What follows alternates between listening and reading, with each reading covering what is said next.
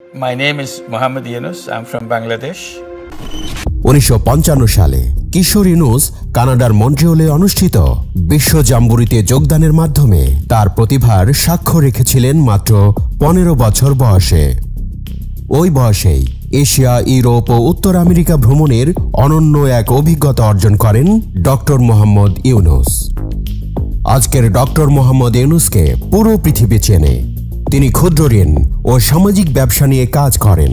তার কথা শুনতে চায় পুরো পৃথিবীর মানুষ।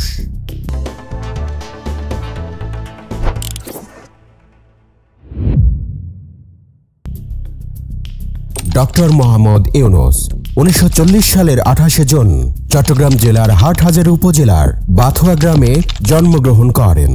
তার বাবার নাম হাজী দুলা মিয়া সওদাগর এবং মায়ের নাম সুফিয়া খাতুন। মোহাম্মদ ইউনুসের সহধর্মিণী ডক্টর আফরোজি ইউনুস। ব্যক্তিগত জীবনে মোহাম্মদ ইউনুস 2 কন্যার পিতা। মোহাম্মদ ইউনুসের ভাই মোহাম্মদ ইব্রাহিম ঢাকা বিশ্ববিদ্যালয়ের পদার্থবিজ্ঞান বিভাগের অধ্যাপক এবং ছোট ভাই মোহাম্মদ জাহাঙ্গীর একজন জনপ্রিয় টিভি ব্যক্তিত্ব। তার প্রথম বিদ্যালয় মহাজন ফকিরের স্কুল। চট্টগ্রাম কলেজিয়েট স্কুল থেকে ম্যাট্রিক পরীক্ষায় মোহাম্মদ ইউনুস মেধা তালিকায় 16তম স্থান অধিকার করেন এবং চট্টগ্রাম কলেজে ভর্তি হন। সেখানে তিনি সাংস্কৃতিক এবং রাজনৈতিক কর্মকাণ্ডের সাথে নিজেকে যুক্ত করেন। কলেজে তিনি নাটকে অভিনয় করে প্রথম পুরস্কার লাভ করেন। এছাড়াও তিনি সাহিত্য পত্রিকার সম্পাদনা এবং আজাদী পত্রিকায় কলাম লেখার কাজে যুক্ত ছিলেন। 7ম শ্রেণীতে পড়ার সময় তিনি বয়েজ স্কাউটসে যোগ দেন এবং বয়েজ স্কাউটসের পক্ষ থেকে মাত্র 15 বছর বয়সে যুক্তরাষ্ট্র, কানাডা সহ এশিয়া এবং ইউরোপের বিভিন্ন দেশ ভ্রমণ করেন। 1957 সালে মোহাম্মদ ইউনুস ঢাকা বিশ্ববিদ্যালয়ে অর্থনীতি বিভাগের সম্মান শ্রেণীতে ভর্তি হন এবং সেখান থেকেই বিএ এবং এমএ সম্পন্ন করেন। এরপর তিনি ব্যুরো অব ইকোনমিক্সে যোগ দেন গবেষণা সহকারী হিসেবে। পরবর্তীকালে 1962 সালে চট্টগ্রাম কলেজে প্রভাষক হিসেবে যোগদান করেন।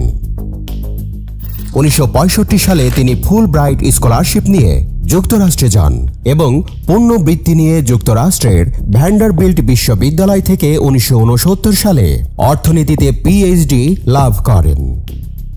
মোহাম্মদ ইউনুস বাংলাদেশে ফিরে আসার আগে 1969 থেকে 1972 সাল পর্যন্ত মিডল টেনেসি স্টেট ইউনিভার্সিটিতে শিক্ষকতা করেন। 1971 সালে বাংলাদেশের স্বাধীনতা যুদ্ধের সময় মোহাম্মদ ইউনুস বাংলাদেশের পক্ষে বিদেশে জনমত গড়ে তোলা এবং মুক্তিযোদ্ধাদের সহায়তা প্রদানের জন্য সাংগঠনিক কাজে নিয়োজিত ছিলেন। 1972 সালে দেশে ফিরে তিনি চট্টগ্রাম বিশ্ববিদ্যালয়ে অর্থনীতি বিভাগে সহযোগী অধ্যাপক হিসেবে যোগ দেন এবং বিভাগের প্রধান হিসেবে দায়িত্ব পালন করেন। 1975 সালে তিনি অধ্যাপক পদে উন্নীত হন এবং 1989 সাল পর্যন্ত এই পদে কর্মরত ছিলেন। ডক্টর মোহাম্মদ ইউনুস দারিদ্রতার বিরুদ্ধে তার সংগ্রাম শুরু করেন 1974 সালে বাংলাদেশে সংঘটিত দুর্ভিক্ষের সময়। তিনি বুঝতে পারেন স্বল্প পরিমাণে ঋণ দরিদ্র মানুষের জীবনমান উন্নয়নে অত্যন্ত কার্যকরী হতে পারে।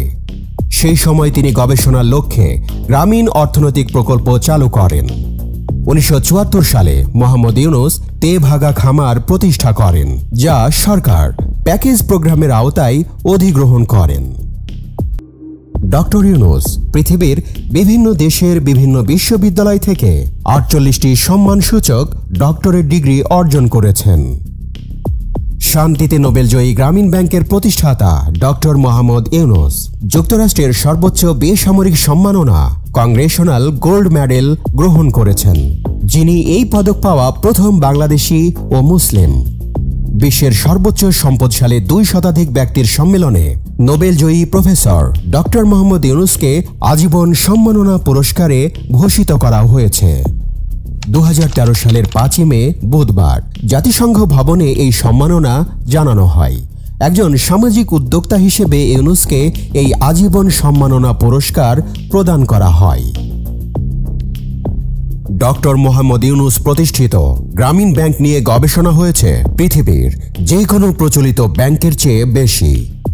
গ্রামীণ ব্যাংক গড়ে তোলার মূল উদ্দেশ্য ছিল প্রান্তিক জনগোষ্ঠীকে সহজ শর্তে ঋণ দিয়ে সুদী মহাজনদের খপ্পর থেকে বের করে এনে স্বাধীনভাবে তাদের সৃজনশীলতাকে কাজে লাগিয়ে স্বাবলম্বী করা। ডক্টর মোহাম্মদ ইউনুস চট্টগ্রাম বিশ্ববিদ্যালয়ে অধ্যাপনাকালীন ৭৪-এর দুর্ভিক্ষ চলছিল। অসহায় দরিদ্র মানুষের কষ্ট লাঘবের তীব্র আকাঙ্ক্ষা তাকে সাধারণ মানুষের কাছে টেনে আনে। নিজের পকেট থেকে ঋণ প্রদানের মাধ্যমে শুরু করা ছোট উদ্যোগই আজকের নোবেল বিজয়ী গ্রামীণ ব্যাংক। ১৯৭৬ সালে প্রতিষ্ঠিত হয়েছিল গ্রামীণ ব্যাংক। ১৯৮৩ সালে এটি একটি বৈধ এবং স্বতন্ত্র ব্যাংক হিসেবে যাত্রা শুরু করে। গরিবের অর্থনৈতিক উন্নয়নে গ্রামীণ ব্যাংকের সাফল্য উন্নত বিশ্ব, এমনকি যুক্তরাষ্ট্র সহ অন্যান্য শিল্পোন্নত দেশসমূহকে গ্রামীণের এই মডেল ব্যবহার করতে উদ্বুদ্ধ করে।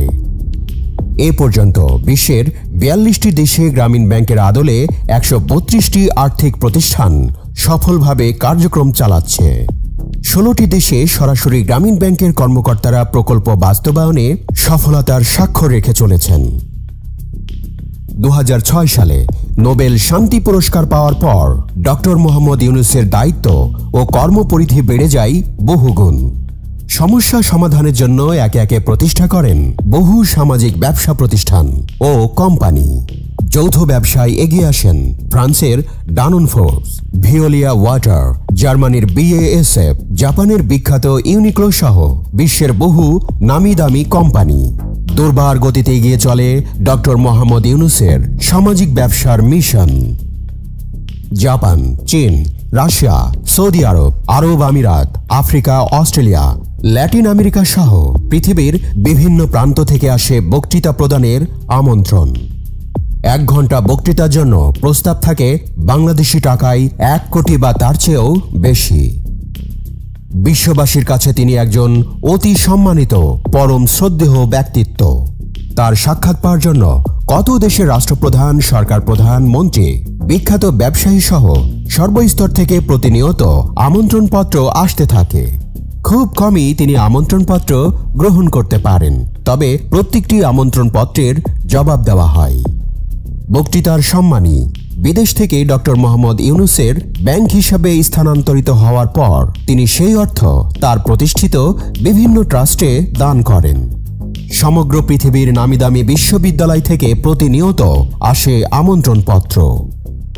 ইতিমধ্যেই ৩২টি দেশের ৮৩টি বিশ্ববিদ্যালয় কলেজে ডক্টর মোহাম্মদ ইউনুসের নামে ইউনুস সোশ্যাল বিজনেস সেন্টার প্রতিষ্ঠিত হয়েছে।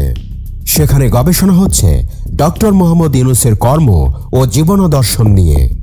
সামাজিক ব্যবসার উপর কোর্স চালু হয়েছে বিভিন্ন শিক্ষা প্রতিষ্ঠানে। ডক্টর মোহাম্মদ ইউনুসের জীবনী অন্তর্ভুক্ত হয়েছে কানাডা ও জাপানের মাধ্যমিক বিদ্যালয়ের পাঠ্যপুস্তকে। পৃথিবীর মাত্র ৭ জন ব্যক্তি, তার মধ্যে ডক্টর মোহাম্মদ ইউনুস, যিনি পেয়েছেন নোবেল শান্তি পুরস্কার, প্রেসিডেন্সিয়াল মেডেল অফ ফ্রিডম ও কংগ্রেশনাল গোল্ড মেডেল সহ বহু পুরস্কার। বাংলাদেশকে তিনি এনে দিয়েছেন এসব বিরল সম্মাননা।